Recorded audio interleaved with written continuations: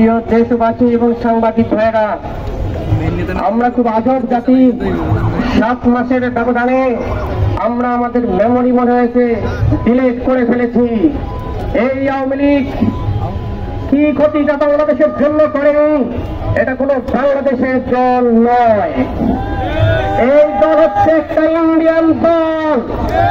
কোন Indian element বাংলাদেশে থাকতে পারে না, থাকতে পারে না, এটা স্পষ্ট। 2 নম্বর কথা, এই দল বাংলাদেশের জন্য সিকিউরিটি ক্রাইসিস, আমাদের সিকিউরিটি, রাষ্ট্রের সিকিউরিটির জন্য একটা থ্রেট। তারা ইন্ডিয়াতে গিয়ে বাংলাদেশ বিরোধী ষড়যন্ত্র করে। কোন বাংলাদেশ বিরোধী দল যারা বাংলাদেশের অস্তিত্ব বিশ্বাস করে না, তারা কখনো এদেশের শক্তি হতে পারে না, তাদের কখনো রাজনৈতিক অধিকার বাংলাদেশে থাকতে পারে না। দ্বিতীয় কথা হল, তারা যে গণহত্যা চালিয়েছে, নিয়মের রেপোর্টে সেটা স্পষ্ট পাবলিশ হয়েছে। সুতরাং দেশীয় আদালতে নয়, ইন্টারন্যাশনাল আদালতে তাদেরকে আমরা আদালতে আনতে চাই।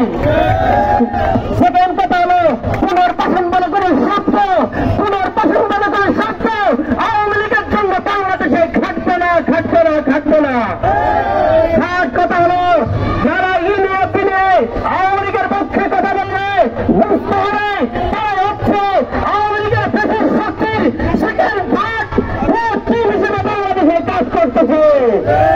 আমি আমার কথা শেষ করতে চাই। কথা বলে এই জুলাই পরবর্তী বাংলাদেশের আকাঙ্ক্ষা 2টা, কৃষিবাদী ব্যবস্থার বিরোধ,